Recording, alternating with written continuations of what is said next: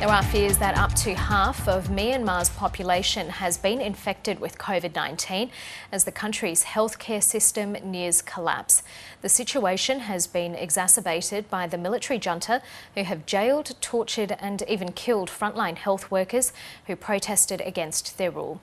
For more on this, I'm joined by Negaya Chorley, Chief Executive of aid group Results International Australia. Negaya Chorley, thank you so much for your time. How difficult is the coronavirus situation in Myanmar right now?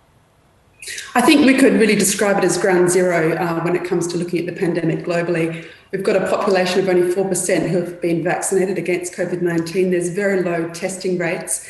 The official numbers are at 17,000 deaths, but we certainly know from what we're hearing from partners on the ground that that's not accurate. We're hearing of up to 1,000 deaths a day. People are lining up at crematoriums, they're lining up for funeral services. So what we're hearing on the ground is that the situation is absolutely dire. And what are you hearing from your partners on the ground, in particular about attacks from the military on medical clinics? Well, a lot of healthcare workers were involved in the civil disobedience movement when the military junta seized control in February of this year. So they're really seen as the enemy by the military. And as a result of that, we've seen 100 attacks on healthcare facilities right throughout the country.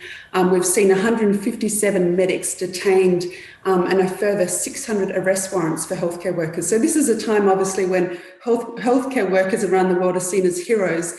But in Myanmar, healthcare workers are fleeing for their lives and they're actively in hiding. So as a result of that, of course, people will die. The British officials estimate that up to half the population of Myanmar could be infected with COVID-19 by the end of the month. And tell us about the other health issues that this is exacerbating, like tuberculosis and malaria. Absolutely. I mean, this is having a profound impact on the ability of NGOs in particular to really deliver those essential services around TB, HIV and malaria. We're hearing from our partner organisations that some TB services and HIV services have been completely shut down. We're going into malaria season now, and it does mean that we're going to see a sharp rise in malaria cases in the country. So those secondary impacts are going to be profound and felt for a long time to come. And what about children in Myanmar? Are they missing out on vital vaccinations? Absolutely. So Save the Children estimate that children are missing out on up to a million children are missing out on vaccines since the coup in February of this year. And as we know, that's going to have a huge ripple effect when we think about under 5 mortality in years to come. So this is having a profound effect at all levels of society. What can the international community do here? We understand that China is secretly sending aid to Myanmar rebels.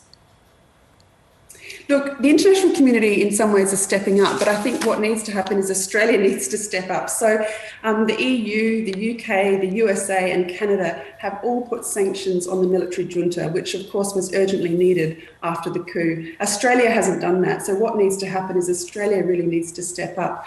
This is a country in our region. This is a country we have strong historical ties with, and there's no reason at all that we wouldn't be putting in place sanctions. We also need to be working with our international counterparts to really support ASEAN to meet the 5-point plan that they've put in place for Myanmar, which at the moment is probably the best hope for the country in really coming out of this profound humanitarian catastrophe. And when it comes to vaccines, can the country receive vaccines, say under the COVAX plan, without them being sectioned off by the military junta for their own use? Well, that's a big question. A lot of governments are very concerned about giving vaccines directly to the military. A lot of aid has been suspended for that very reason. So what we're looking at are what are the other opportunities really to ensure that the population is vaccinated? Can NGOs, for example, step in and support the rollout of vaccines? There's 230,000 people on the Thai-Myanmar border, of course, who are incredibly vulnerable, and Australia could play a key role in making sure that they're vaccinated against COVID-19 as a priority. Okay, Negaya Chorley, thank you so much for your time. Thank you so much, Karina.